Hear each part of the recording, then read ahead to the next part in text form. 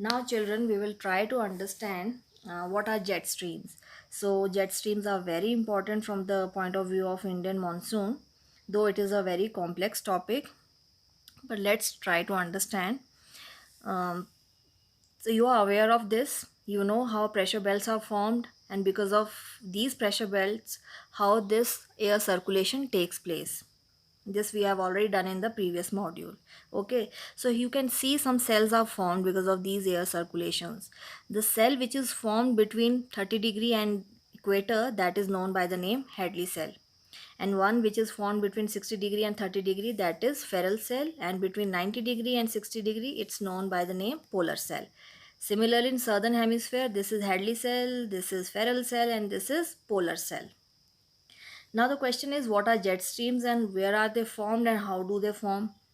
Now jet streams are high speed winds which blow in the upper layer of troposphere.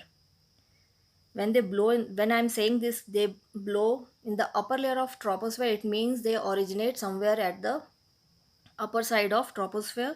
They are not surface winds. So their origin point is where two cells meet.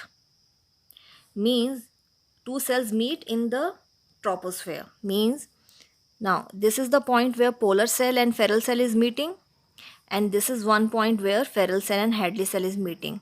So, one jet stream originates here and one jet stream originates here.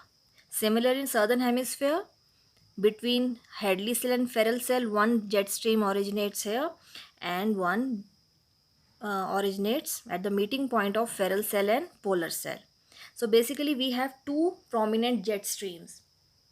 There are other jet streams also which are temporary, but these are two prominent jet streams. And children, this phenomena develops in full circumference of the earth, means it is happening all around the earth. Okay, now, so the one which is formed here, it's known as polar jet stream, and the one which is formed here, it is known as subtropical jet stream. Similarly, this one is subtropical and this one is polar. Now, how do they form? See, the air mass which moves from here, that is obviously when it is coming from equator, so that would be warmer than the air mass which is coming from 60°. Now, as the temperatures are different, and obviously because of different temperature their pressure is also different, so they couldn't mix, and most of the air mass subsides, and because of that a void is created here. Now that void traps some static air mass. Similarly, what is happening here? The air mass which is coming from 90°, that would be cold, and the air mass which is coming from 30°, that would be hot. So what will happen? Because of different temperature, they couldn't mix. Again, what will happen? Because of that, a void is created, and that void traps some static air mass, and most of the air mass basically subsides, but then there is some which gets trapped between that void. Now one more thing, children, you have to see one thing here. What is happening here? The air masses are converging, and here the air masses are diverging. Okay, but in both cases this void is created with that static air mass. Okay, now majorly, what happens, these now this air mass is moved from west to east direction because of the impact of Coriolis.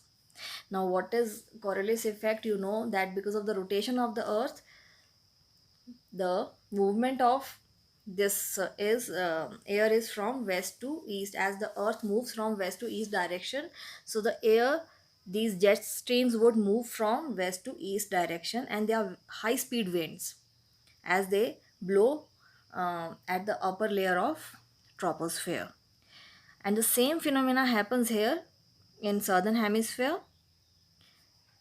Here the air, different air masses with different temperature converge, leaves a void, and that void has some static air mass, and because of Coriolis effect, that air mass moves from west to east direction.